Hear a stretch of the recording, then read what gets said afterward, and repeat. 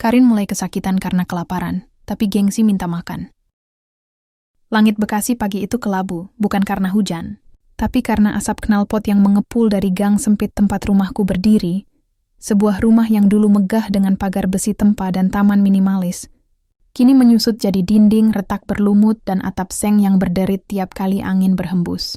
Aku, Karin Maharani, dulu mahasiswi Fakultas Hukum Universitas ternama di Jakarta, kini hanya bisa menatap cermin retak di kamar sempitku sambil memegang undangan pernikahan yang kusut di tangan. Bukan undangan mewah berlapis emas dengan nama desainer ternama, bukan pula di ballroom Ritz-Carlton yang pernah kubayangkan sejak SMA. Ini hanya selembar kertas A4 hasil print out dari warnet sebelah, bertuliskan nama Karin Maharani dan Adi. Hanya itu, tanpa gelar, tanpa alamat lengkap, bahkan tanpa foto. Ibuku duduk di lantai ruang tamu, memegang gelas kopi pahit tanpa gula. Kebiasaan barunya sejak ayah pergi dan utang menumpuk seperti tumpukan sampah di kali belakang rumah. Matanya sayu, tapi suaranya tegas. Seperti palu yang menghantam kepalaku berulang kali.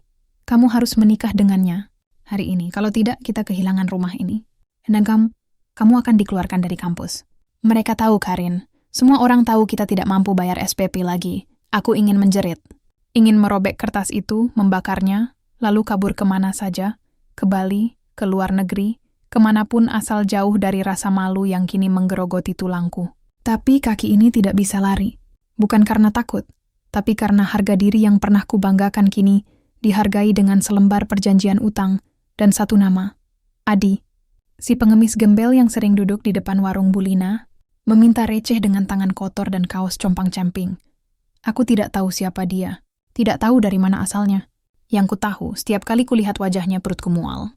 Bukan karena wajahnya buruk, sebenarnya ia masih muda, bahkan tampan dalam kekumuhannya. Tapi karena aku tahu, menikah dengannya berarti mengubur hidupku.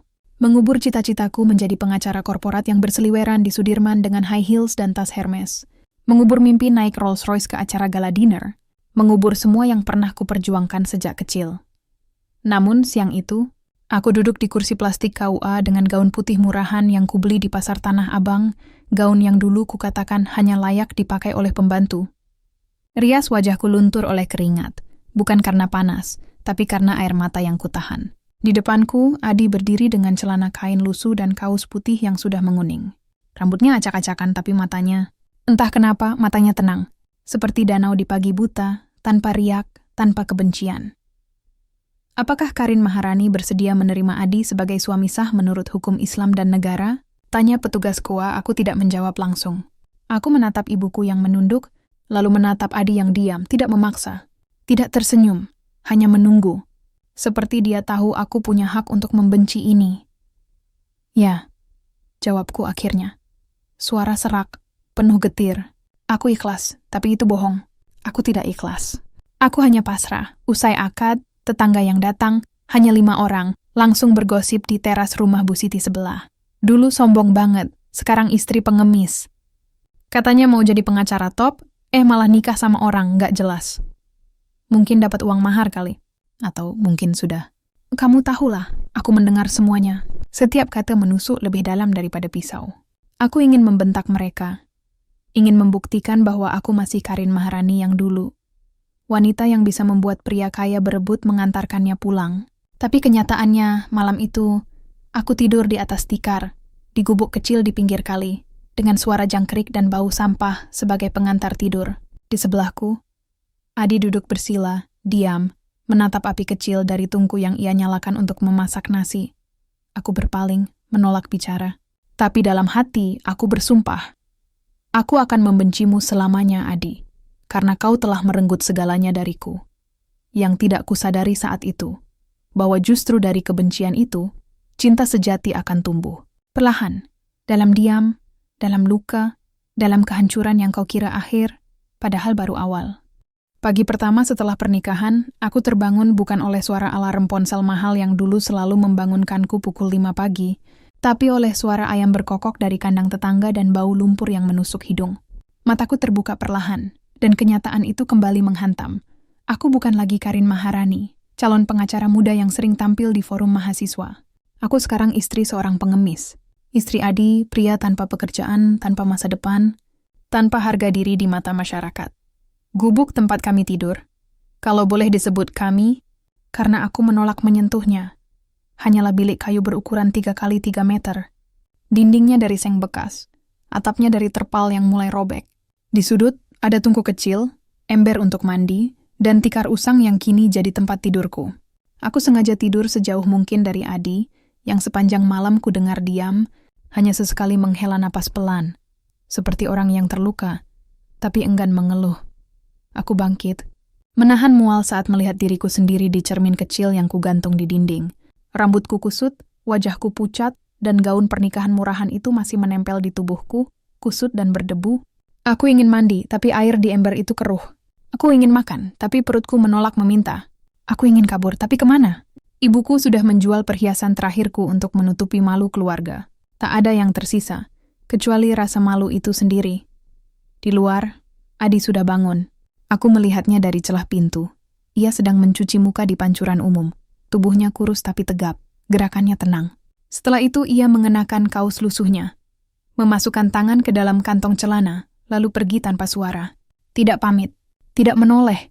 Mungkin ia tahu aku tidak ingin melihatnya. Hari itu, aku duduk di dalam gubuk, memeluk lutut, menatap langit-langit yang berlubang. Aku tidak makan. No stamino. Hanya menangis diam-diam, membiarkan air mata jatuh ke lantai kayu yang berdebu. Sampai sore tiba, dan Adi kembali.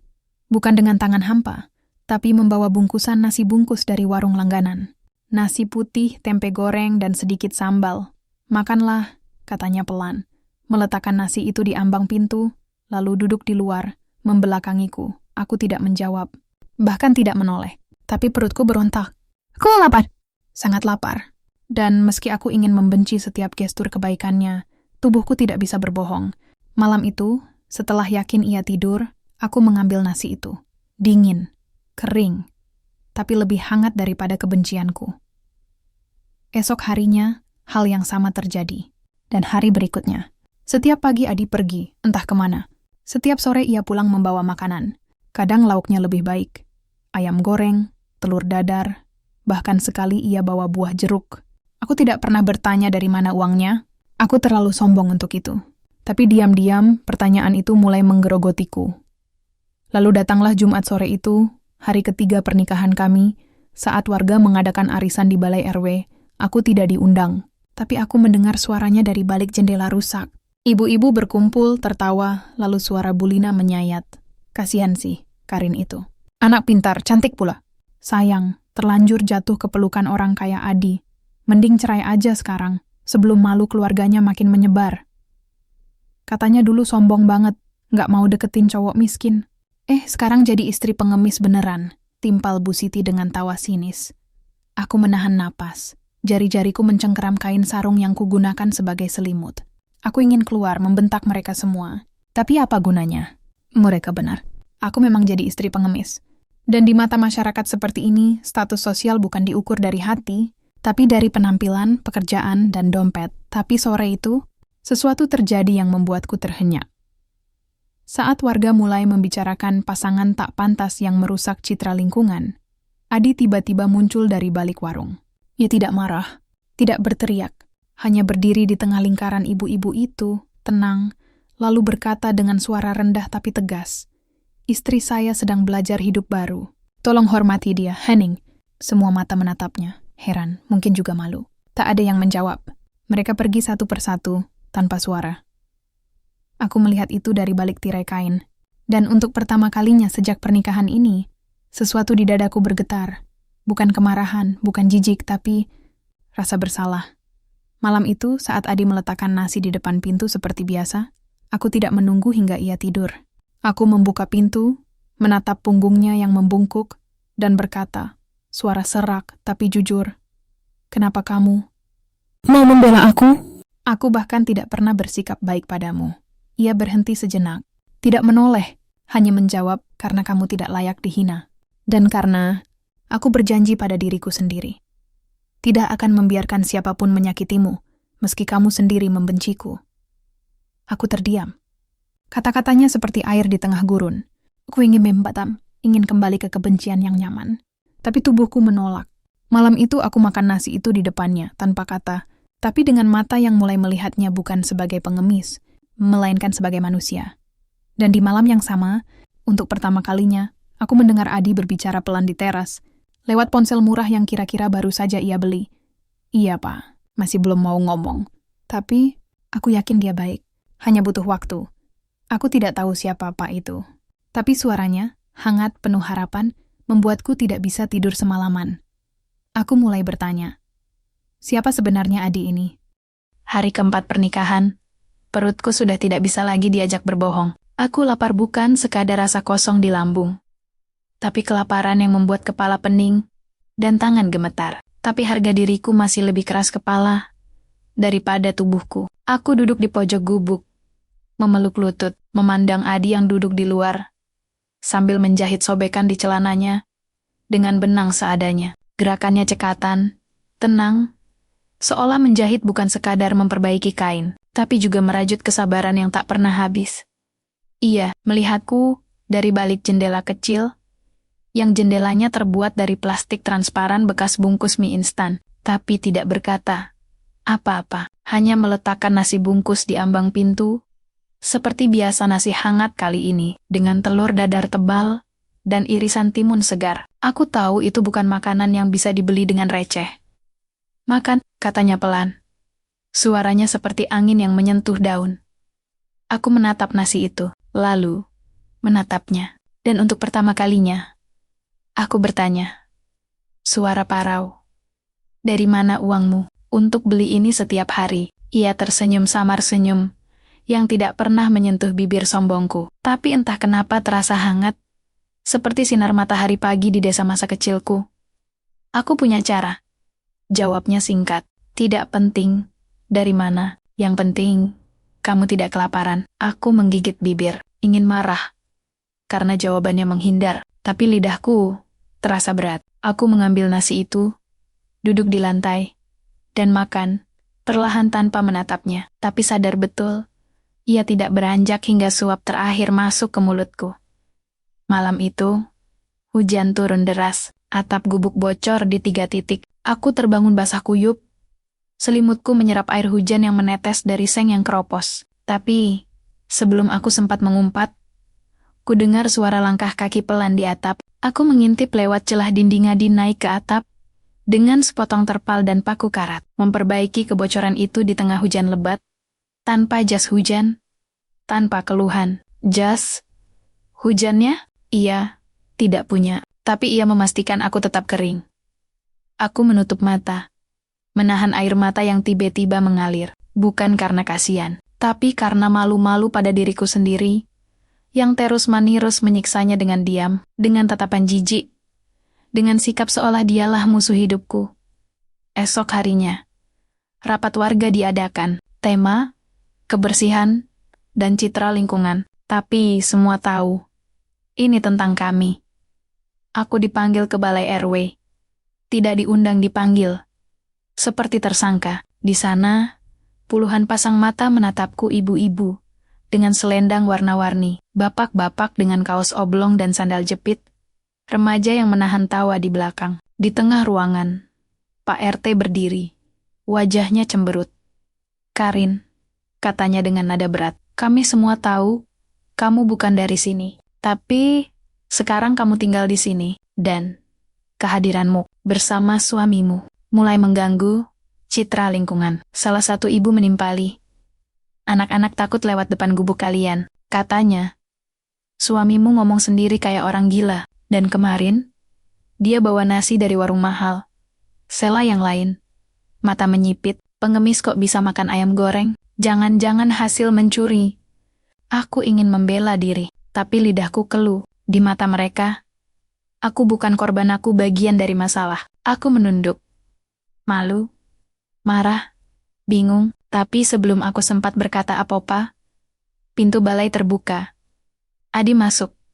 Bukan dengan langkah sombong, tidak dengan kemarahan, tapi dengan kepala tegak, dan suara yang tenang, suara yang tidak pernah kudengar sebelumnya.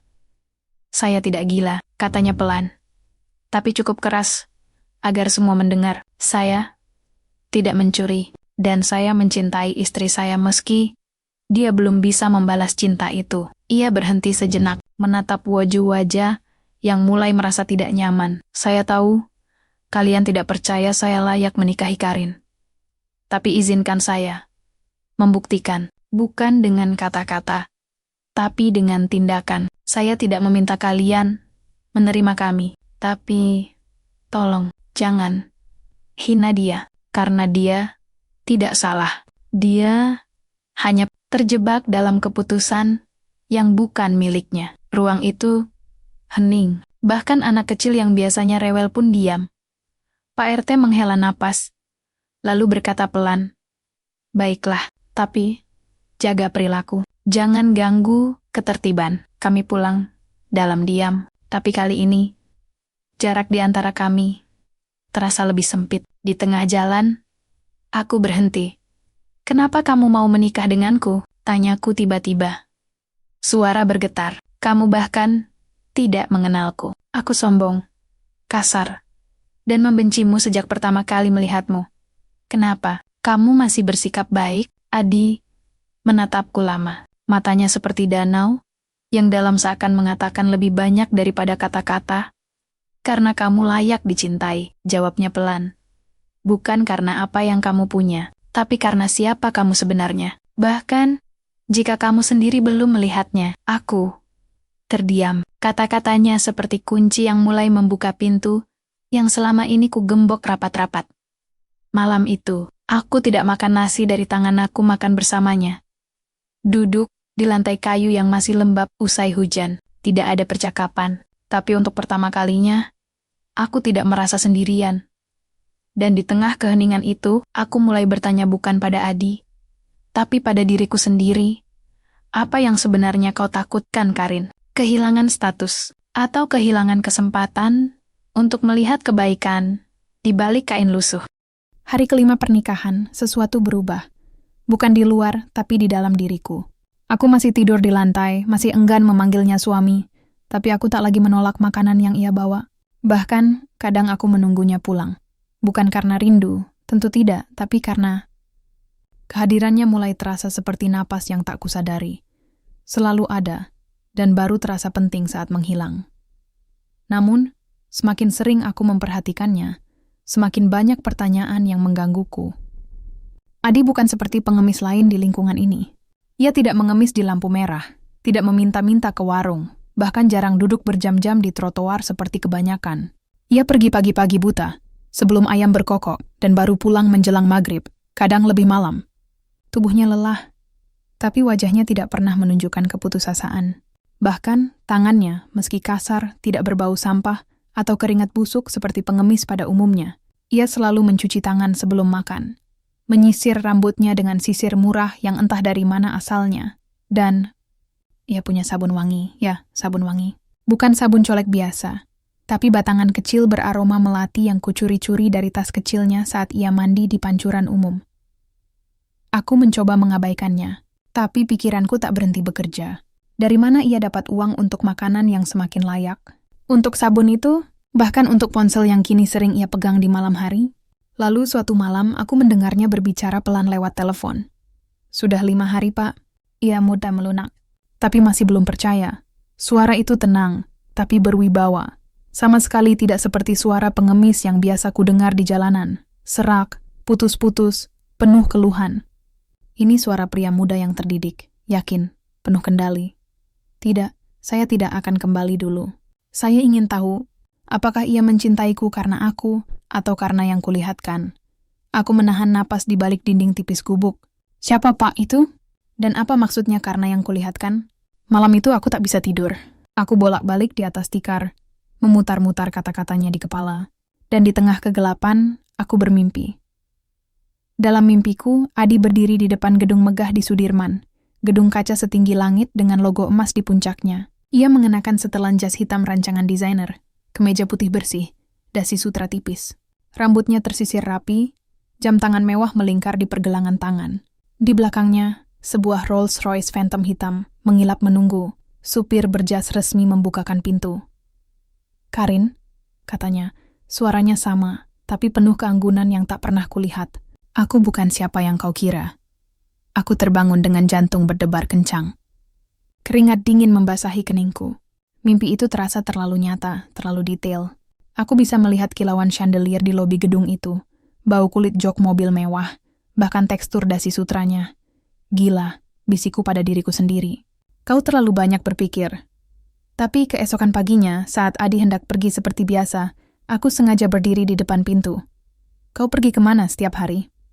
Tanyaku, mencoba terdengar biasa, tapi suaraku bergetar. Ia menatapku.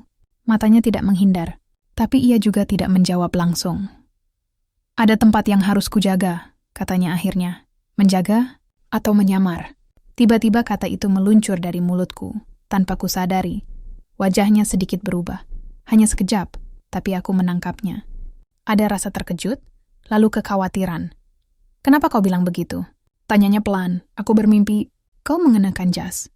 Naik mobil hitam, seperti orang kaya. Ia terdiam lama. Lalu dengan suara yang hampir berbisik, ia berkata, mimpi itu kadang lebih jujur daripada kenyataan yang kita tunjukkan. Aku terpaku. Itu bukan penyangkalan. Itu pengakuan tersembunyi. Tapi sebelum aku sempat bertanya lebih jauh, ia sudah melangkah pergi, lebih cepat dari biasanya, seolah takut aku akan mengejarnya. Aku kembali ke dalam, duduk di lantai, jantung masih berdebar. Dan untuk pertama kalinya, aku tidak merasa takut pada kemungkinan bahwa Adi bukan pengemis. Aku justru takut pada satu hal. Apa yang akan terjadi jika mimpi itu benar? Karena jika ia benar-benar bukan siapa yang kukira, maka semua kebencianku selama ini bukan hanya salah alamat, tapi juga kebodohan yang tak termaafkan. Dan lebih buruk lagi, jika ia memang menyamar. Untuk apa? Apakah ini hukuman? Permainan? Atau ujian? Aku menatap keluar jendela. Langit pagi cerah, tapi hatiku gelap oleh pertanyaan yang tak kunjung terjawab. 6 hari sudah berlalu sejak pernikahan itu. Dan hari ke-6 akan mengubah segalanya. Hari ke-6. Pagi itu datang dengan udara yang terasa lebih berat dari biasanya. Seperti langit menahan napas, menunggu sesuatu meledak. Aku tidak tidur semalaman. Pikiranku dipenuhi mimpi itu. Adi dalam jas hitam, turun dari Rolls Royce, menatapku dengan mata yang sama. Tapi penuh rahasia. Aku tak tahan lagi. Aku harus tahu. Sebelum fajar menyingsing, aku bersembunyi di balik tumpukan karung bekas di ujung gang, tempat yang sering ia lewati. Jantungku berdebar seperti akan meledak dari rongga dada. Aku memakai selendang tua dan celana panjang lusuh milik ibuku agar tidak mencolok. Tapi tangan ini tetap gemetar.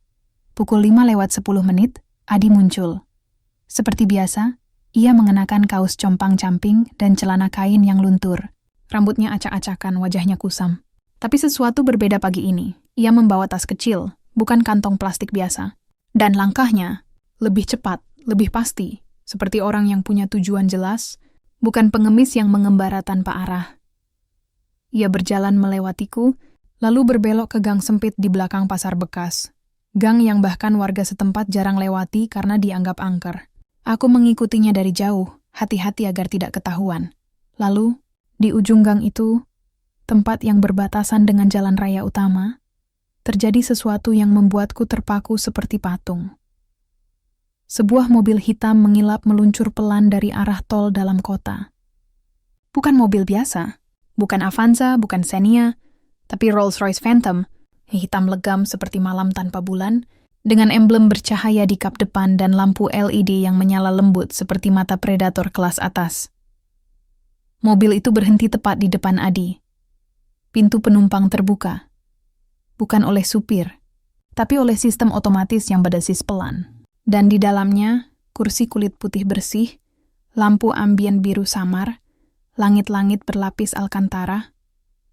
Adi menoleh ke kiri dan kanan, sekilas, tapi cukup bagiku merasa jantungku berhenti. Lalu dengan gerakan yang tenang, ia melepas kaos lusuhnya di balik mobil dan menggantinya dengan kemeja putih bersih yang sudah disiapkan di kursi belakang. Celananya diganti dengan celana chino rapi. Ia menyisir rambutnya dengan tangan, lalu memakai jam tangan. Bukan jam plastik murahan, tapi Rolex Submariner yang mengilap di pergelangan tangan. Dan ketika ia masuk ke dalam mobil itu, duduk dengan postur tegap, menatap lurus ke depan. Ia bukan lagi Adi si pengemis. Ia Aditya Wijaya, pewaris tunggal Wijaya Group. Salah satu konglomerat properti terbesar di Indonesia, yang fotonya pernah muncul di sampul majalah Forbes Indonesia 2 tahun lalu, sebelum menghilang tanpa jejak. Aku terhuyung mundur, punggungku menabrak tembok beton. Napasku tersengal, pandanganku kabur. Dunia terasa berputar, tidak mungkin. Ini pasti orang lain. Ini pasti mimpi. Tapi suara mesin Rolls-Royce yang menggeram pelan, lalu melaju perlahan menuju arah Sudirman, itu nyata. Sangat nyata, aku kembali ke gubuk dengan langkah limbung. Otakku berusaha menolak, tapi hatiku sudah tahu kebenarannya. Semua keanehan itu, makanan yang layak, sabun wangi, ponsel baru, ucapan yang terlalu bijak untuk seorang pengemis, semuanya masuk akal sekarang. Ia menyamar. Tapi mengapa? Aku menunggu seharian. Tidak makan, tidak bicara. Hanya duduk di lantai, menatap pintu, menunggu dia pulang. Sebagai siapa? Malam tiba. Dan seperti biasa, Adi kembali. Kali ini benar-benar dalam wujud pengemis. Kaos kotor, celana sobek, wajah letih. Tapi matanya tahu aku tahu. Ia berhenti di ambang pintu, tidak meletakkan nasi seperti biasa. Ia menatapku langsung. Kau mengikutiku tadi pagi ya? Tanyanya pelan. Aku tidak menjawab. Aku hanya menatapnya. Marah, bingung, terluka. Siapa kamu sebenarnya? Suaraku pecah. Ia menghela napas panjang, lalu masuk. Untuk pertama kalinya, ia duduk di dalam gubuk, di sebelahku, bukan di luar. Namaku Aditya Wijaya, katanya. Suaranya tenang tapi tegas. Putra tunggal dari Bambang Wijaya, pendiri Wijaya Group. Aku lahir di rumah sakit Pondok Indah, sekolah di Singapura, kuliah di London Business School. Aku punya 3 mobil, 2 rumah di Jakarta, dan saham di 7 perusahaan. Aku menatapnya, tak percaya. Tapi 6 bulan lalu, aku meninggalkan semuanya. Lanjutnya. Karena aku bosan. Bosan dengan dunia yang hanya melihat dompet, bukan hati. Bosan dengan wanita yang tersenyum bukan karena aku, tapi karena nama belakangku. Aku ingin tahu, apakah masih ada orang yang mencintaiku sebagai Adi, bukan sebagai Aditya Wijaya. Aku terdiam. Air mata mulai menggenang. Jadi, semua ini permainan? Tanyaku. Suara bergetar. Bukan permainan, jawabnya tegas. Ini ujian. Ujian untukku, dan untuk siapapun yang berani mencintaiku tanpa syarat. Tapi kenapa aku? Desisku. Kenapa kau memilihku, yang membencimu, yang menghinamu, yang bahkan tidak mau melihatmu? Ia menatapku. Matanya penuh kelembutan yang membuat dadaku sesak. Karena kau tidak tahu siapa aku, katanya pelan. Dan justru karena itu, setiap kebencianmu jujur, dan setiap kali kau mulai melunak, itu bukan karena uang, tapi karena kau mulai melihat aku. Aku menunduk, malu, hancur. Semua yang kukira sebagai penderitaan ternyata adalah ujian, dan aku gagal di awal. Tapi mungkin masih ada kesempatan. Lalu, pernikahan ini? Tanyaku, suara hampir tak terdengar. Adi diam sejenak, lalu berkata, itu bukan ideku. Tapi aku setuju, karena aku tahu, di balik kemarahanmu, ada luka. Dan aku ingin menyembuhkannya, bukan sebagai pewaris kaya, tapi sebagai suami yang mencintaimu. Aku menangis. Bukan tangisan marah, bukan tangisan malu, tapi tangisan yang lahir dari kelegaan, penyesalan, dan harapan. Dan di tengah air mata itu, untuk pertama kalinya aku memanggilnya, Adi. Bukan kamu, bukan dia, tapi namanya, dengan rasa yang berbeda. Ia tersenyum. Senyum pertama yang benar-benar menyentuh matanya. Tapi aku belum tahu bahwa kebenaran ini hanyalah awal dari luka yang lebih dalam. Karena pernikahan ini bukan hanya soal cinta, tapi juga penebusan dosa. Dan dosa itu berasal dari ayahku sendiri. Pagi setelah pengakuan Adi, aku tidak bisa tidur. Bukan karena kegelisahan, tapi karena pikiranku terlalu penuh dengan rasa malu, harapan, dan satu pertanyaan yang terus menghantui. Mengapa ibuku memilih Adi dari semua orang sebagai suamiku? Jika ini hanya soal utang, pasti ada calon lain. Pedagang pasar, tukang ojek, bahkan tetangga yang masih lajang. Tapi tidak, ia memilih Adi, pria yang bahkan tidak dikenal siapapun di lingkungan ini, yang muncul begitu saja seperti bayangan dari masa lalu. Aku pulang ke rumah orang tuaku untuk pertama kalinya sejak pernikahan. Rumah itu terasa lebih sempit, lebih sunyi, seolah menahan napas karena malu. Ibuku sedang duduk di teras belakang, mengupas kentang dengan tangan yang kini kasar dan berkerut. Ia tidak terkejut melihatku. Sudah tahu aku nak datang, kamu sudah tahu ya? Katanya tanpa menatapku. Aku berdiri di ambang pintu, jantung berdebar. Tahu apa, Bu? Bahwa suamiku ternyata pewaris Wijaya Group, atau bahwa pernikahan ini bukan hanya soal utang, tapi ada sesuatu yang kalian sembunyikan dariku sejak awal? Ibuku menghentikan tangannya, lalu perlahan ia meletakkan pisau di atas talenan, menatap tanah seperti menimbang kata-kata terakhir dalam hidupnya. Duduklah, nak, katanya pelan. Aku duduk di bangku kayu yang dulu sering kududuki saat masih kecil, tempat ayahku biasa bercerita tentang besok yang lebih baik. Tapi besok itu tak pernah datang. Ia pergi lebih dulu, bukan karena mati, tapi karena kabur. Meninggalkan utang, skandal, dan keluarga yang hancur. Kamu tahu siapa Bambang Wijaya? Tanyanya tiba-tiba. Aku mengangguk. Ayah Adi, pendiri Wijaya Group, meninggal 5 tahun lalu karena serangan jantung. Ibuku menarik napas dalam. Dia bukan hanya pengusaha, dia sahabat ayahmu. Aku terhenyak. Dulu, tahun 2012, ayahmu dan Pak Bambang bermitra membangun proyek perumahan di Cikarang. Mereka sepakat 50-50. Tapi saat proyek hampir selesai, ayahmu menggelapkan dana. Ia memalsukan dokumen, mengalihkan kepemilikan tanah ke nama perusahaan barunya, lalu menghilang membawa seluruh keuntungan. Meninggalkan Pak Bambang dengan utang ratusan miliar dan proyek mangkrak. Aku menutup mulutku dengan tangan. Tidak mungkin. Ayahku, pria yang dulu mengajarkanku jujur, yang selalu berkata, jangan pernah mengambil hak orang lain, adalah penipu? Pak Bambang berusaha melawan, tapi tanpa bukti, tanpa saksi. Ia kalah. Ia jual rumah, jual mobil, bahkan jual jam tangan pernikahannya, hanya untuk bayar gaji karyawan yang tertipu. Tapi stres itu menggerogoti jantungnya. Ia meninggal 2 tahun setelah itu. Dengan nama yang ternoda, keluarga yang hancur, dan anak semata wayang yang bersumpah. Tidak akan pernah membalas dendam. Aku menatap ibuku, mata berkaca-kaca. Adi? Ya, bisiknya. Adi tahu semuanya. Sebagian tidak ingin dendam. Ia menghubungiku 6 bulan lalu. Setelah tahu aku terlilit utang karena sisa-sisa kesalahan ayahmu.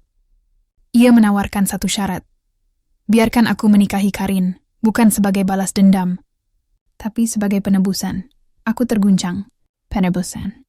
Untuk siapa? Untuk ayahmu, jawab ibuku, suara bergetar. Dan untuk Pak Bambang. Adi bilang, jika Karin bisa mencintaiku sebagai manusia, bukan sebagai pewaris, maka luka itu bisa sembuh. Bukan dengan uang, tapi dengan cinta yang tulus. Aku menunduk. Air mata jatuh ke lantai tanah. Semua yang kukira sebagai hukuman ternyata adalah pengampunan. Semua yang kukira sebagai kehinaan ternyata adalah jembatan rekonsiliasi. Dan aku hampir menghancurkannya dengan kebencianku. Kenapa kau tidak bilang dari awal, Bu? Tanyaku suara serak. Karena aku malu, jawabnya jujur. Malu pada dosa suamiku. Malu karena kau harus membayar harga yang tidak kau buat. Tapi juga karena aku berharap bahwa mungkin di balik semua ini, kau akan menemukan sesuatu yang lebih berharga daripada uang, yaitu hati yang benar-benar mencintaimu tanpa syarat. Aku pulang ke gubuk dengan langkah berat, bukan karena lelah, tapi karena beban kebenaran yang baru ku mengerti. Saat tiba, Adi sedang duduk di luar, memperbaiki atap yang bocor lagi. Ia menoleh, melihat wajahku, dan tahu. Kau sudah bicara dengan ibumu, katanya. Bukan sebagai pertanyaan, tapi pernyataan. Aku mengangguk, lalu tanpa kata, aku berjalan mendekat, dan untuk pertama kalinya, aku memeluknya. Ia terkejut. Tubuhnya kaku sejenak, tapi lalu, perlahan, ia membalas pelukanku. Erat, hangat, seperti pelukan yang menampung semua penyesalan, rasa bersalah, dan cinta yang baru tumbuh. Aku minta maaf, bisiku di dadanya. Aku membencimu, padahal kau datang untuk menyelamatkanku. Ia menepuk punggungku pelan. Kau tidak perlu minta maaf. Kebencianmu wajar, tapi keberanianmu untuk berubah, itulah yang membuatku yakin. Kami duduk berdampingan di lantai gubuk itu malam itu. Tanpa makanan, tanpa lampu, hanya ditemani suara jangkrik dan bintang yang mulai bersinar di langit Bekasi yang kelam. Tapi untuk pertama kalinya, aku merasa damai. Aku tahu siapa dia sekarang. Bukan pengemis, bukan pewaris kaya, tapi Adi. Pria yang rela kehilangan segalanya demi menemukan cinta yang tulus. Dan aku mulai mencintainya bukan karena siapa dia, tapi karena apa yang dia lakukan. Memaafkan, melindungi, dan tetap baik meski dunia memperlakukannya dengan kejam. Namun di tengah damai itu, Firasat gelap mulai merayap di sudut hatiku, karena cinta yang datang terlalu indah, seringkali tidak diberi waktu lama oleh takdir.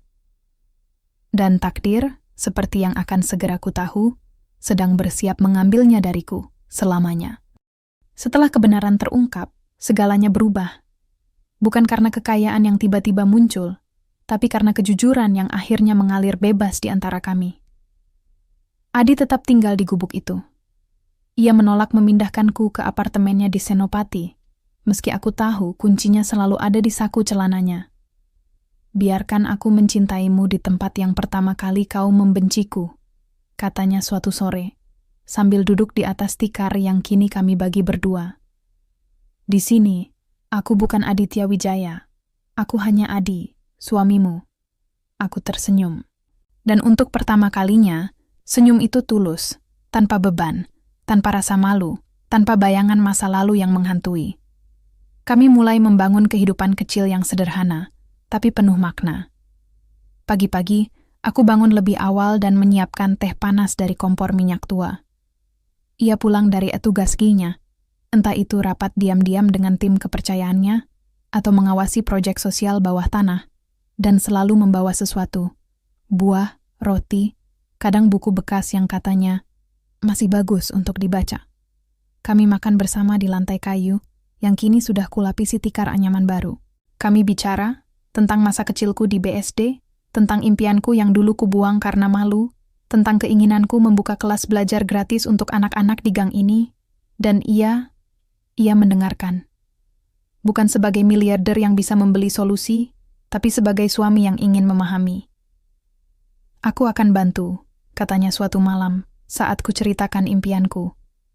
Tapi bukan dengan uangku. Kita mulai dari nol, seperti kita sekarang, agar anak-anak itu tahu. Mimpi tidak butuh mewah, cukup butuh kesempatan.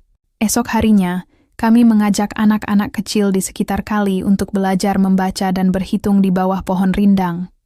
Aku jadi gurunya. Ia jadi yang menyediakan air minum dan mengusir anak-anak nakal yang mengganggu. Warga mulai melihat kami berbeda, bukan lagi sebagai pasangan aneh, tapi sebagai pasangan yang membawa harapan. Bulina, yang dulu paling keras menghina, kini sering mengirimkan lauk tambahan. Untuk kalian berdua, katanya, malu-malu. Bahkan Pak RT datang suatu hari, meminta maaf atas sikap warga. Kalian menginspirasi, katanya pelan. Aku menatap Adi. Di matanya, aku melihat kebanggaan. Bukan karena ia kaya, tapi karena kami berhasil menyentuh hati orang, tanpa 1 rupiah pun yang dipamerkan. Sore itu, kami duduk di tepi kali, menatap matahari terbenam yang memantul di air keruh. Ia menggenggam tanganku, tangan yang dulu menolak menyentuhnya. Kau tahu, katanya pelan. Dulu aku pikir cinta itu harus dicari di tempat mewah. Di gala dinner, di ruang-ruang rapat, di antara wanita berbaju desainer dan parfum mahal. Tapi ternyata, cinta sejati datang di tempat paling sederhana, di gubuk kecil dengan nasi bungkus, dan seorang wanita yang dulu membenciku. Aku bersandar di bahunya. Aku dulu pikir kemewahan adalah segalanya. Tapi sekarang aku tahu, kemewahan sejati adalah ketika kau merasa cukup, meski hanya punya 1 tikar, 1 cangkir teh, dan 1 orang yang setia menunggumu pulang. Ia mengecup keningku, lembut, hangat, penuh janji. Ada yang ingin kubangun untukmu, katanya tiba-tiba. Apa itu? Panti sosial, di tanah kosong di belakang gang ini. Kita akan bangun ruang belajar, dapur umum, bahkan klinik kecil, untuk mereka yang tidak punya suara, seperti dulu kita. Aku menatapnya, terharu. Kita? Iya, katanya mata berbinar. Kita, bukan aku dan kamu. Kita. Malam itu, aku menulis rencana di buku catatan usang.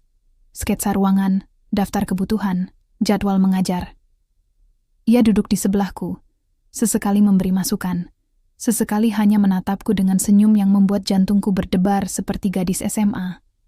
Dan di tengah kebahagiaan itu, aku tidak menyadari satu hal. Ia batuk lebih sering belakangan ini. Bukan batuk biasa, kadang disertai napas yang tersengal, wajah pucat, dan tangan yang gemetar saat memegang cangkir. Tapi setiap kali kutanyakan, ia hanya tersenyum. Cuma kelelahan sayang, tidur saja. Aku percaya, karena cintaku membuatku buta pada tanda-tanda yang seharusnya kubaca. Esok harinya, ia membawaku ke kota, bukan dengan Rolls Royce, tapi dengan angkot tua yang penuh sesak. Kami makan di warung kaki lima, tertawa saat kuah soto tumpah di bajuku. Ia membelikanku es cendol, lalu memegang tanganku di antara keramaian Pasar Senen. Ini kenangan pertama kita sebagai suami istri yang saling mencintai, katanya. Aku akan ingat ini selamanya. Aku tertawa. Kita masih punya ribuan kenangan lagi, Adi. Ia menatapku lama, seperti ingin menghafal setiap garis wajahku. Semoga saja, bisiknya. Aku tidak mengerti saat itu. Tapi sekarang, saat aku menulis ini dengan air mata di pipi, aku tahu, ia sudah tahu. Ia tahu waktunya tidak banyak, karena cinta yang paling indah seringkali adalah cinta yang paling singkat. Dan 6 hari setelah pernikahan itu, aku kehilangan segalanya. Tapi di hari-hari setelahnya, di antara gubuk, kali, dan tawa anak-anak, aku menemukan segalanya yang sebenarnya. Pagi itu datang dengan langit yang cerah, terlalu cerah, seolah alam ingin menutupi badai yang akan segera menghantam. Aku sedang mengajar anak-anak membaca di bawah pohon mangga ketika terdengar deru mesin yang asing di gang sempit.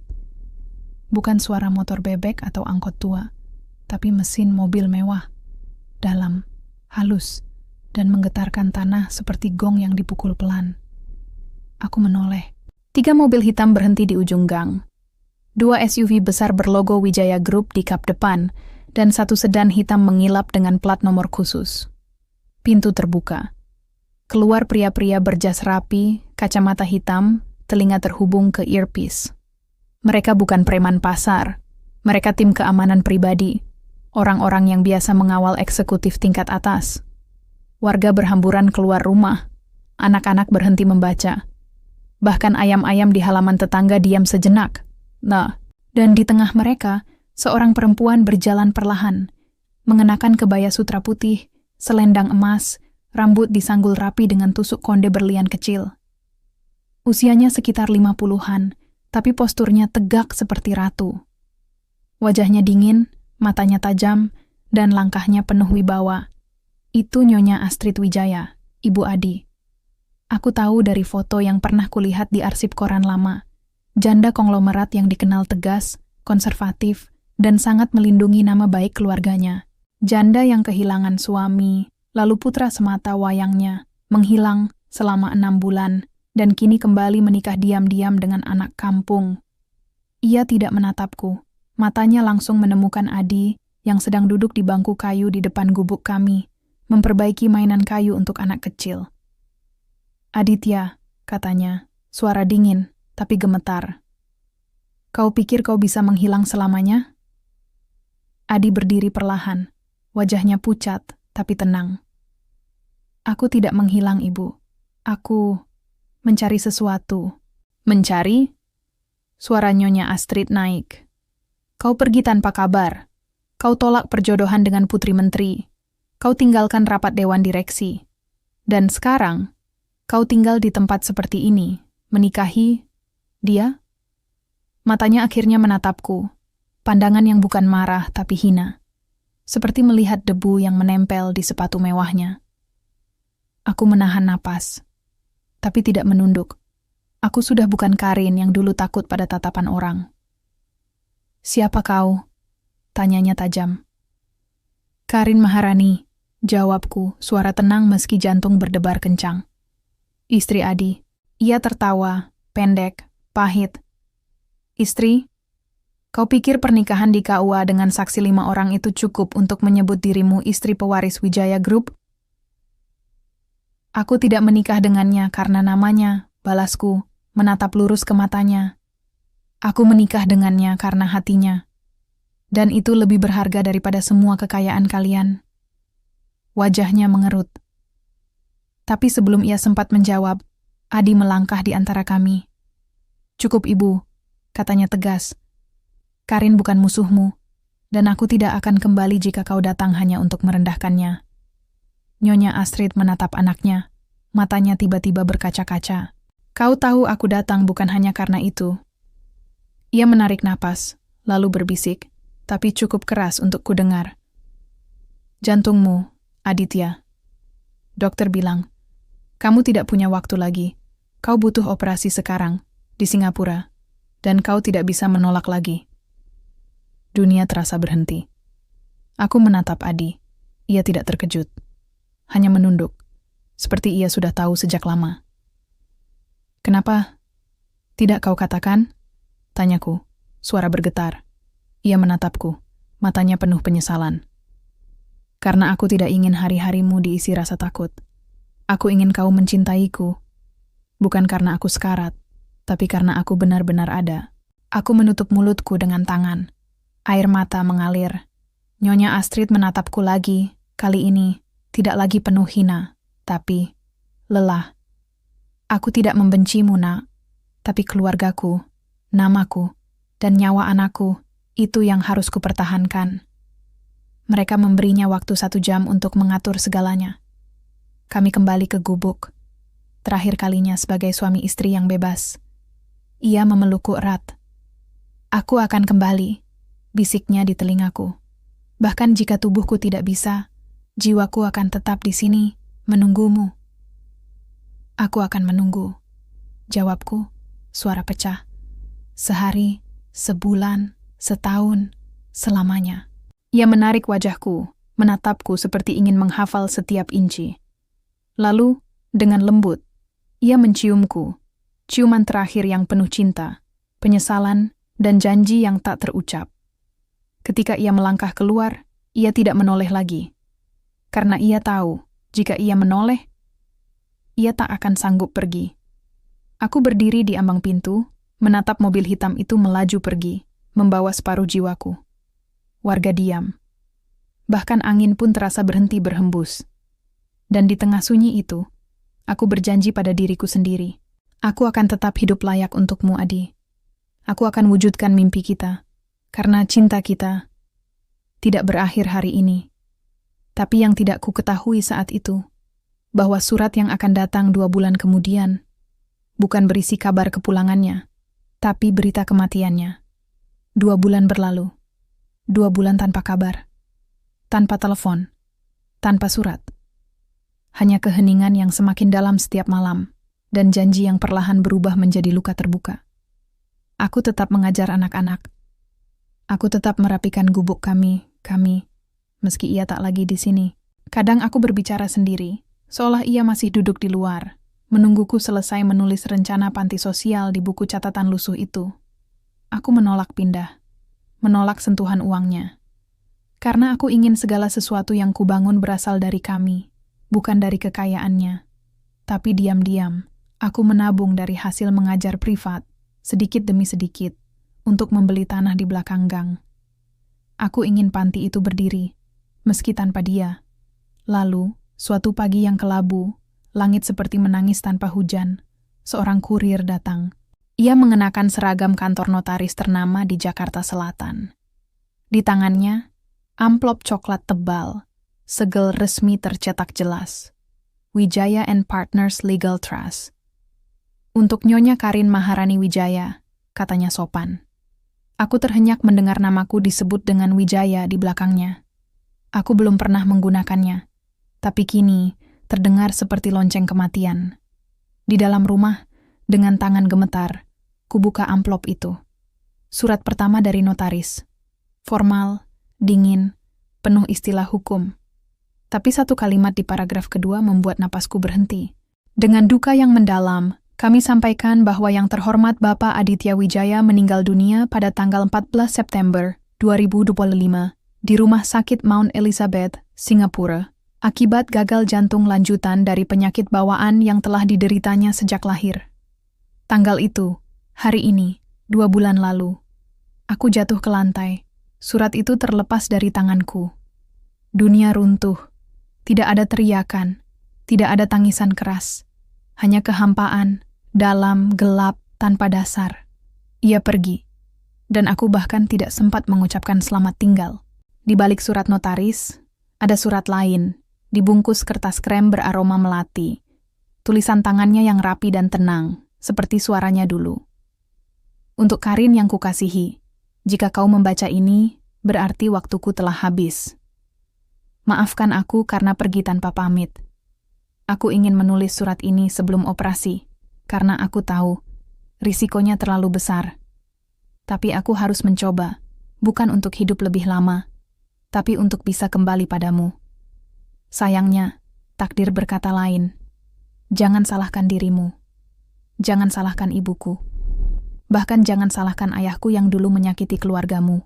Kita semua hanyalah manusia yang berusaha memperbaiki luka lama dengan cara yang berbeda. Dan kau, Karin, kau adalah cara terbaik yang pernah kutemukan. Aku mewariskan semua yang kumiliki untukmu, saham Wijaya Group, rumah di Senopati, rekening yang tak perlu kusebut jumlahnya. Tapi itu bukan yang terpenting. Yang terpenting adalah wujudkan panti sosial itu. Bangun di atas tanah yang kau impikan. Beri nama Panti Aditya. Bukan untuk memuliakanku, tapi untuk mengingatkan dunia bahwa cinta sejati tidak butuh kemewahan. Cukup butuh keberanian untuk tetap baik meski hidup kejam. Adi, aku tahu kau akan menangis, tapi jangan berhenti mencintai, karena cintamu padaku adalah satu-satunya hal yang membuat hidupku terasa berarti. Aku mencintaimu, Karin, bukan 6 hari, tapi seumur hidup. Adi, air mataku jatuh, mengaburkan tinta surat itu. Aku memeluk kertas itu ke dada, seolah bisa memeluk jiwanya yang telah pergi. Di luar, langit akhirnya menangis. Hujan deras mengguyur Bekasi, seolah langit ikut berduka. Esok harinya, aku pergi ke kantor notaris. Bukan untuk menolak warisan, tapi untuk menggunakannya. Aku menandatangani dokumen dengan tangan yang masih gemetar, tapi tekad yang teguh. Dalam seminggu, tanah di belakang gang dibeli. Bangunan pertama, ruang kelas kecil, mulai didirikan. Aku tidak pindah ke rumah mewahnya. Aku tetap tinggal di gubuk itu. Karena di sanalah cinta kami lahir. Di sanalah ia pertama kali memaafkanku. Dan setiap malam, sebelum tidur, aku menyalakan lilin kecil di depan pintu. Seperti yang dulu sering kulihat ia lakukan saat berdoa. Selamat malam, Adi, bisikku pelan. Aku masih menunggumu dalam caraku sendiri, tapi di lubuk hati yang paling dalam aku tahu ia tak akan kembali. Yang tersisa hanyalah cinta yang tak sempat diucapkan cukup dan janji yang harus kutepati sendiri. Hari ini genap 1 tahun sejak Adi pergi. Langit Bekasi cerah, langit yang sama yang dulu menyaksikan aku menangis di ambang pintu gubuk. Merasa hidupku hancur karena dipaksa menikahi pengemis gembel. Kini, di atas tanah yang dulu penuh sampah dan semak liar, berdiri Panti Sosial Aditya. Bangunan sederhana berdinding putih, atap biru muda, dengan jendela-jendela besar yang membiarkan cahaya masuk sepanjang hari. Di halamannya, anak-anak tertawa sambil belajar membaca, bermain ular tangga, atau duduk melingkar mendengarkan dongeng dari relawan muda. Banyak di antaranya adalah teman kampusku yang dulu menghapusku dari media sosial. Mereka datang bukan karena aku kini Nyonya Wijaya, tapi karena mereka melihat cinta yang tulus meninggalkan jejak yang tak bisa dihapus oleh waktu. Aku tetap tinggal di gubuk lama, yang kini kusebut rumah kenangan. Aku memperbaikinya sedikit. Atapnya diganti, dindingnya dicat putih, lantainya dipasangi ubin sederhana. Tapi aku tidak mengubah tempat tidur tikar di pojok ruangan, atau ambang pintu tempat ia dulu meletakkan nasi bungkus setiap sore. Di sanalah cinta kami lahir, dalam kehinaan, dalam kebencian, dalam ketidaktahuan, dan justru karena itu, cinta itu murni. Aku kembali kuliah, lulus dengan predikat cum laude, tapi aku menolak tawaran firma hukum besar di Sudirman. Aku memilih menjadi pengacara pro bono, untuk kasus-kasus perempuan miskin dan anak terlantar. Karena aku tahu, itulah yang akan Adi lakukan. Jika ia masih di sini, ibuku kini tinggal bersamaku. Ia membantu di dapur umum panti, memasak nasi untuk ratusan anak setiap hari. Kadang, Kami duduk berdua di teras, menatap senja, dan ia berkata, "Kamu lebih kuat daripada ayahmu, Nak. Kamu memilih memperbaiki luka, bukan melarikan diri darinya." Aku hanya tersenyum. Kekuatanku bukan berasal dariku, tapi dari pria yang rela kehilangan segalanya, bahkan nyawanya, hanya untuk menunjukkan bahwa cinta sejati tidak butuh gelar, uang, atau status. Cukup butuh satu hati yang mau melihat kebaikan di balik kain lusuh. Malam ini, seperti setiap tahun di tanggal ini, aku naik ke balkon kecil rumah yang kubangun di samping panti. Rumah sederhana, tanpa kolam renang, tanpa chandelier, tapi dengan pemandangan langit yang sama seperti dulu.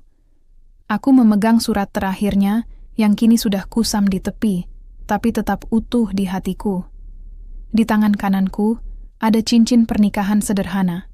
Bukan berlian, bukan emas 24 karat, tapi cincin perak yang kubeli di pasar loak. Bertuliskan satu kalimat kecil di bagian dalam. Aku ikhlas. Bukan ikhlas menikah dengannya, tapi ikhlas mencintainya meski terlambat. Ikhlas kehilangannya, meski hancur. Ikhlas menjalani hidup ini, demi janji yang kami buat di bawah pohon mangga. Aku menatap langit. Bintang-bintang berkedip pelan, seperti mata yang tersenyum dari surga. Adi, bisiku, suara tenang di antara angin malam. Aku ikhlas menikah denganmu, tapi tak ikhlas kehilanganmu. Tapi meski tak ikhlas, aku tetap melangkah, karena cintamu mengajariku. Kehilangan bukan akhir, tapi awal dari sesuatu yang lebih besar. Di bawah, lampu panti masih menyala. Anak-anak tertawa. Relawan menyanyi, dan di sudut ruang kelas, seorang gadis kecil membaca buku dengan suara lantang, buku pertama yang pernah ia sentuh. Aku tersenyum, dan di antara cahaya lampu kota yang tak pernah tidur, cinta kami tetap hidup. Bukan dalam pelukan, bukan dalam ciuman, tapi dalam setiap tangan yang terulur, dalam setiap anak yang tersenyum, dan dalam setiap jiwa yang kembali percaya bahwa kebaikan masih ada.